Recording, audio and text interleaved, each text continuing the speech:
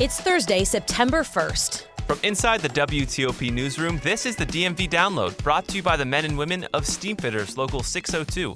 Get an estimate and learn more at steamfitters-602.org. The man who some consider a public safety patriarch in our area, Tom Manger, just finished his first year as chief of U.S. Capitol Police.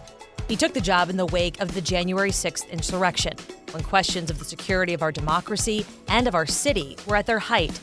WTOP's Dick Uliano sat down with the chief and shares his interview. How has the security posture changed post-January 6th? Not only are we gathering information much better than we did, but we're disseminating it the way it should be disseminated, neither of which was being done on January 6th that is being done today. Among the changes ahead, Chief Manger says he wants Capitol Police to wear cameras. He hopes to launch a body-worn camera program on an incredibly secure and sensitive campus, where high-profile people may not want to be on tape. This is a different sort of community than, a residential community where, you've got, they want that accountability from their police. It's a little different here. Thanks for joining us. I'm Megan Cloherty. And I'm Luke Garrett.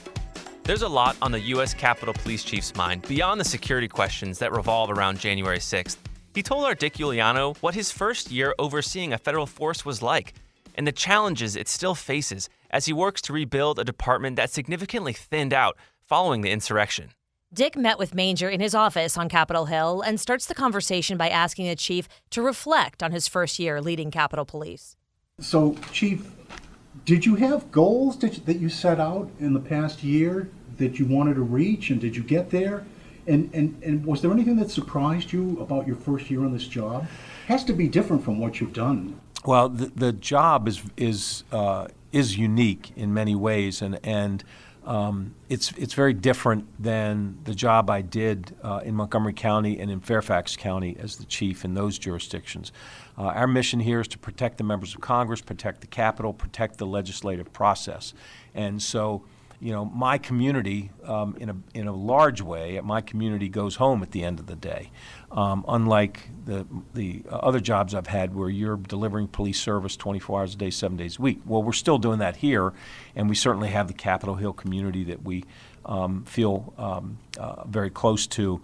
But the job is different. And in terms of goals that I had when I got here, I had the advantage of looking at a number of reports that had been done post-January 6th about things that needed to be fixed. Here's the failures that occurred on January 6th, and here's a roadmap in what needs to be done to improve them. So I had that advantage when I got here. So I knew what needed to be done, but it was just a matter of getting it done. And I have great folks here that I work with. And so the three big things that I wanted to accomplish were to get our intelligence operation where it needed to be, get our operational planning up to par and comprehensive enough so that no matter if we had a big event or a small event, that we were ready for whatever happened. And then the staffing issues. We had a great exodus after January 6th. A lot of folks retired, a lot of folks just left because for a lot of different reasons. And so we needed to get staffing back to where it needed to be. Still working on that, but we've made a lot of progress in terms of our staffing. So those were the big things that I needed to accomplish. Can you tell us where the staffing stands? Yeah, we're probably 200 under where we are authorized to be, but we're in a lot better shape today than we were a year ago. How has the security posture changed post-January 6th that affords a little more security and allows for a better and a swifter response? Well, I think that a lot of that has to do with our intelligence operation and the fact that we are partnering with our allied agencies, that we have folks in different task forces, that we have daily intelligence briefings so that the information, not only are we gathering information much better than we did, but we're disseminating it the way it should be disseminated, neither of which was being done at the level that, on January 6th that it's being done today. So our security posture is based on that intelligence. It's based on our ability to respond to threats, all of which has been improved over the past year. As I recall the after-action review, that there were lag times that the chief had then in enabling some of his response, because he had to go to the House Sergeant at Arms, the Senate Sergeant at Arms. They had to get in touch with the House leadership. There's got to get in touch with the Senate leadership. You can't change that. And I would imagine that the command structure has got to be different than what you're used to. Can it be more nimble given the political structure? So, look, if I were the king of the world, there would be a lot of things that would be different in terms of the oversight of the police department here at the Capitol. But things are in better shape today than they were on January 6th. Congress actually has changed the law that gives me the authority to make certain decisions that the previous chief did not have the authority to make. I'm working with a Capitol Police Board, the two Sergeant of Arms and the architect of the Capitol. Certainly the two Sergeant of Arms are new to those positions, and we all understand that we need to work as a team to recover from January 6th, and I think that the four of us, the architect and the two Sergeant of Arms and myself, understand that we are invested in the success of the board. That's if you talk to previous chiefs, they would have a different narrative, in terms of what they were dealing with when they were chief. But I am very pleased with the board that I'm working with, and we're getting a lot accomplished. That's good news. It sounds like you're saying things have changed. And in fact, before I took this job, I spoke to three friends of mine who had been at one point in their career police chiefs here at the Capitol. And all three had some pretty difficult challenges in terms of trying to run the department and get things done, either with the oversight committees or with the board. I have not had those issues. And you went in with your eyes wide open, apparently.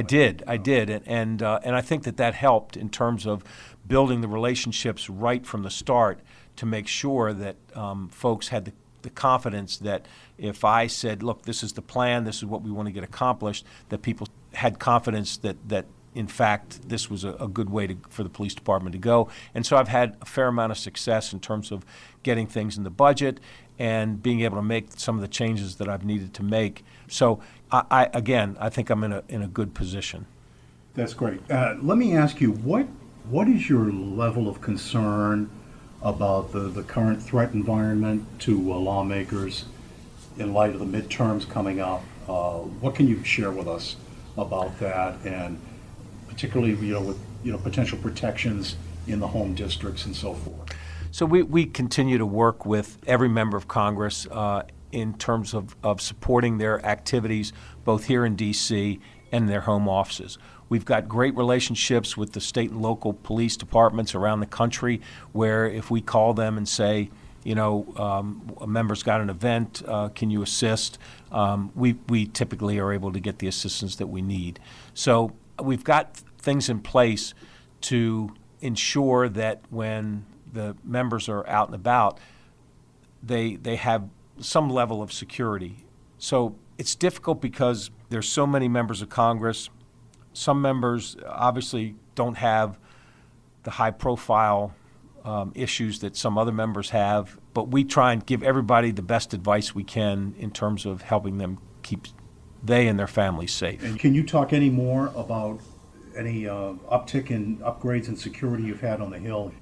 Well, of course, I'm very hesitant to share, some of our, our security plans. However, we are getting our staffing back to where we would like it to be, so we're able to post people at particular places. We're reopening the campus. We have reopened the campus, and we're going to continue to reopen it more and more in terms of more tours, more more folks will be in and out of the building. But I think it looks like we're back to normal now. I mean, when I walk across the plaza, there's always hundreds of people there, either taking tours or just walking around the Capitol, and so we are trying to make sure that we not only get back to a point where we have adequate staffing for all the posts and, to provide all the protection details and, folks to follow up on threats and that sort of thing. But we also have additional tactics that we have put into place so that we can be aware of threats before they reach the Capitol. Yeah.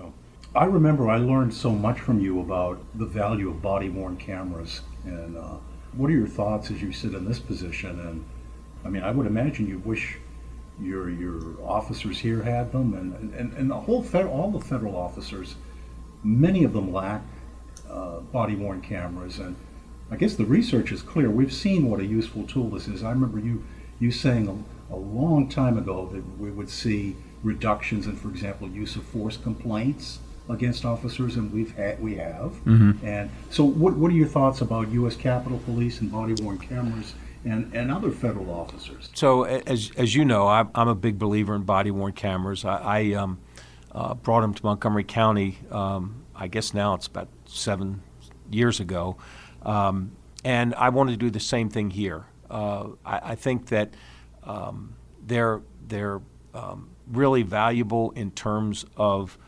accountability, and they're valuable in terms of our officers who I think do a phenomenal job here.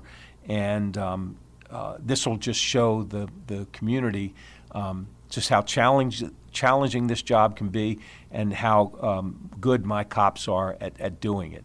And so I'm a big believer that it helps the police out much more than it would harm them. And so we're planning to do a pilot program to put body-worn cameras on a number of officers who would be on posts outside the buildings, not on an interior post, but we have a lot of officers that are posted outside that have direct contact with the public. And what I'd like to do is do a pilot program and put body-worn cameras on those officers. And but my hope is that we can convince everybody here that it's a good thing. This is a different sort of community than one where someone, a residential community where, you've got folks who live in a particular community and feel like that, they want that accountability from their police. It's a little different here. And so I still think there's benefits to the body-worn cameras. And so my hope is that we can get the pilot going. Hopefully we get the funding we need in the FY23 budget, which would just be a couple months away, and we could get it started. When do you want to do that? This year, you mean? Yes. Well, it's upcoming year. Yeah. You talking about in the spring or in the winter? Or? Yeah. We've done a fair amount of work already, so I don't think it'll take us forever to decide what kind of cameras to get, and we'll put a policy together, and we'll work with the FOP to get make sure that everybody's on the same page.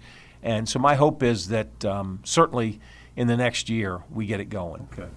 How many officers you think in the pilot program? If I was able to start off, I'll tell you, the pilot program I started off in Montgomery County, I was ready to start it with 15 officers. Now, as it turns out, I got, I think, close to 80 or 90 volunteers that said, no, we want to be part of the pilot. So I was able to get a lot more out. Here, so I'd be satisfied if I got 20, 25, 30 cameras out.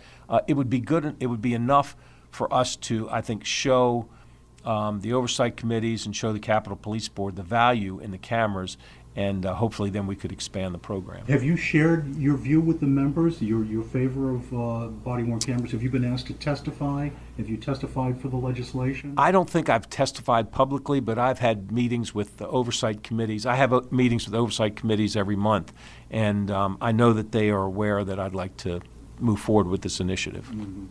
So getting back to your roots, by the way, I know that you came out of University of Maryland and then you went to Fairfax as a patrol officer? That's correct. So, I mean, you have had to have seen so much change over the years in policing.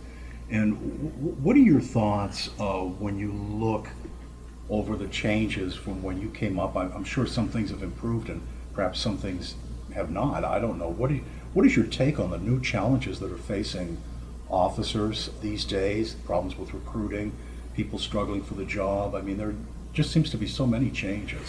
There have been, and you know, I first was a police officer back in 1976, and then I started with Fairfax in 1977. And police are better trained today than they've ever been. There's more accountability than there's ever been before. We do a better job at selecting the right people to be police officers. I can recall when I first came on in the mid-'70s that I would go to roll call and I'd hear some of the discussions, some of the things that people said. And I remember thinking to myself, why in the world are you doing this job? You seem to not like people. You complain about everything. You know, every time you have to do anything, you complain about it. If you're not happy, get another job. And what I realized later in my career is that there were, in fact, a lot of people that were hired and were police officers that really weren't suited to be police officers. We do a much better job. It's not perfect. We're still recruiting from the human race, but cops are much. They do a lot better job at selecting the right people for the job. But despite the fact that we're better trained than we've ever been, more accountable than we've ever been, and I think we're hiring better people than we ever have before, there's still challenges. There's still a lot of mistrust in the community. There's people that don't have confidence in the police, and that's up to the folks that are starting in this profession and the chiefs around the country to earn the confidence of the people that they're serving.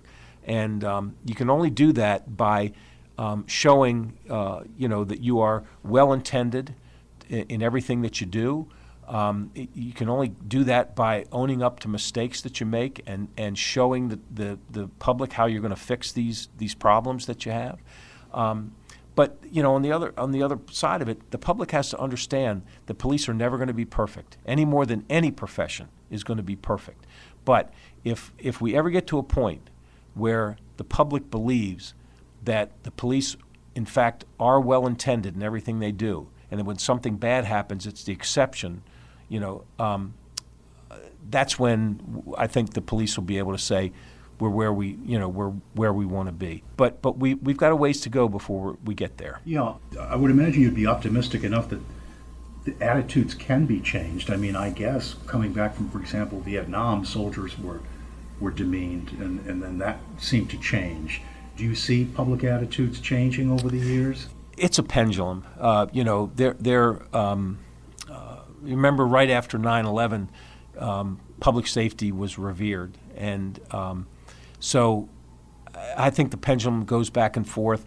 But, again, it's up to the police departments to make sure that they're putting the right people out there and holding them accountable and making sure they're doing the job the way it's supposed to be done. If we can do that and do it with consistency, we'll be able to earn back that trust. I'm confident. I did want to ask you, I want to get in the neighbors, and the fencing. What do you want to tell the people on the Hill and Capitol Hill East about the future and security and how quickly it goes up and your ability to communicate information to them? So I'm very proud of our social media footprint, that we have we put information out to the folks that live in the Capitol Hill area in real time. So when something happens, we put something out so that they know what's going on here. I also am, like the people that live here, I'm anti-fence. So I would not put that fence up unless it was absolutely necessary. And I hope it never becomes necessary again. But, I mean, it's always an option. But I understand the impact it has on this community. People feel like this is their house, this is their property. They like to run, they like to walk their dogs. Just the people that live around here use this property for exercise, for relaxation, and my God, it's such a beautiful sight and so inspiring. No one wants to see the fence around here. So I understand that, and I am hopefully putting enough. You asked about our security posture. I hope that our security posture is such that we wouldn't ever have to put that fence up again.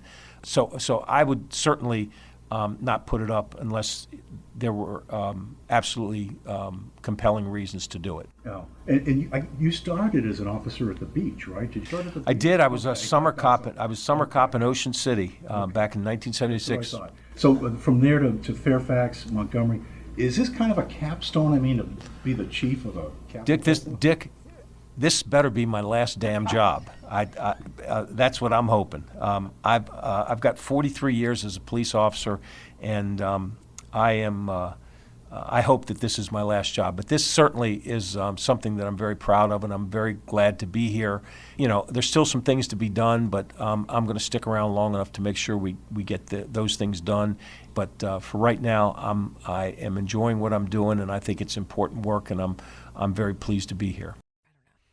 We want to thank Dick Uliano for his interview with Chief Tom Manger, who, by the way, he worked for Fairfax. He worked for Montgomery. I just feel like we have worked with him for so many years. Right. And he was with Major Chiefs as well, which is like an organization of all of the chiefs in the U.S.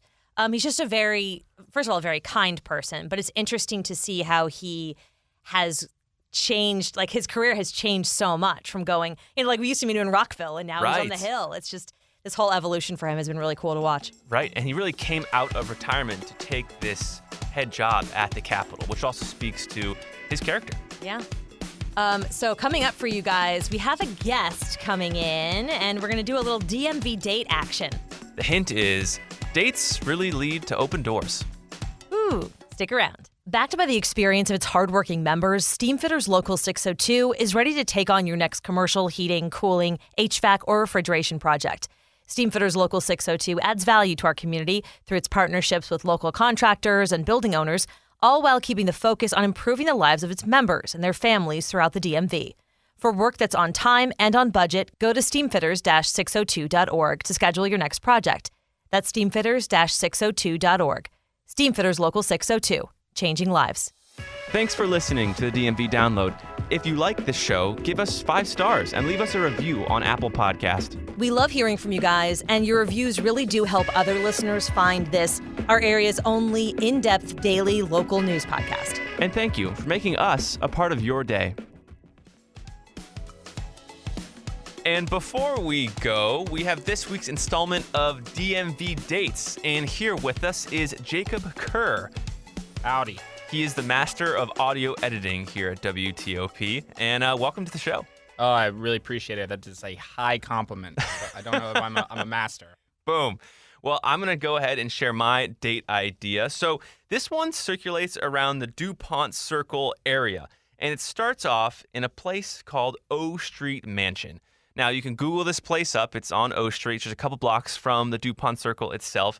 And it's a great place to take a date because there's this thing called a secret door experience. So a little background here. The O Street Mansion was built by the architect for the U.S. Capitol. He installed all these secret doors. So it's kind of fun, kind of mystical little place to go on a date. It is $26 per person, so it's a little steep, but you can spend 3 hours there, have a good time. After you do that, you then walk on over to Zorba's Cafe, just like 4 blocks away. And I'm actually going to suggest menu items for this. Oh, wow. Yeah. Well, what if you lose your date in the O Street Mansion? Well, you said there's all these doors. Honestly, Jacob, have you been there? Because that's a total possibility. No. I mean, I people have told me to go, but I've never actually done it. You should keep your cell phones handy. That's definitely a suggestion. But that would cut down on the menu cost for dinner. That's true. It would defeat the purpose, though. So hopefully you make it to Zorba's. I would suggest ordering the veggie platter and shish kebabs. That comes out to like $40. So we're looking at like total between the two people an $80 date. So a little steeper than usual, but still a pretty fun time. All right. Well, I used to live up in the Columbia Heights Parkview area. It's a little different vibe. But anyway, we're gonna go start at Sonny's Pizza. Yeah, it's a little pizza joint that opened. I can't remember, a few years ago. The pandemic time. It's just can't remember. Before times. Yes. I think that pizza should be round. They disagree. Oh. But you know what? They do a good job, so it's okay. All right. Boom. Square pizza it is. Yeah, square pizza. A slice costs $4.50. Oh, I like the sound of that. Yeah, I mean, whole pies are more in the $25, $35 range. So if you're really hungry, you can shell out. Right. So after that, we're going to walk on down over to the Wonderland Ballroom. Whoa. Have you been to the Wonderland Ballroom? No, but I want to. It sounds wonderful. Oh, yeah. Well, when I moved to D.C., it was like where all the young single 20-somethings went. Okay. If you didn't have a date, then sometimes you could find one in the Wonderland Ballroom. There's a bar in the bottom, which is cool and all. But then, around midnight, if you go upstairs, it's a very, very small, crowded dance floor, very little AC. It's like Sweat Lodge up there, But people are dancing. But people are people are dancing into each other. Wow. There's no room. Wow. There's all right. no room. They're singing songs from like our childhood, like the 2000s. Wow. Like the Shrek soundtrack or something like that? Sure. I mean, they dropped the Fall Out Boy, Sugar, We're Going Down Swinging. This bar is for people our age. Boom. I love to hear it. Yeah. You can get beer pretty cheap at the Wonderland Ballroom if you want to keep the drinks going. So Nice. It's all in all, it's not too expensive of a date up there. Wow. All right. Well, we got 2 options for y'all out there. Kind of a spendy DuPont little stroll, and then kind of a nice pizza, cheese, and dancing date up in Columbia Heights. That's what we love. We got you covered. Okay, I'm back, and I would just like to say that, first of all, no, I want to thank Jacob for coming on. But you can be, a little older and go to the Wonderland Ballroom. Just saying. You can be what? A little older. Yes. Well, we didn't even establish our ages, so it's really whatever your age is, you're down. I mean, we're just ageless people here on the mic. Uh-huh. I don't want to be ageist at all. I want everyone to feel included. Oh, yeah. Mostly me, so I don't feel old. Megan, you are included. And that'll do it for us today on the DMV Download, sponsored by Steamfitters Local 602. Our managing editor is Craig Schwab, and our music is by Real World.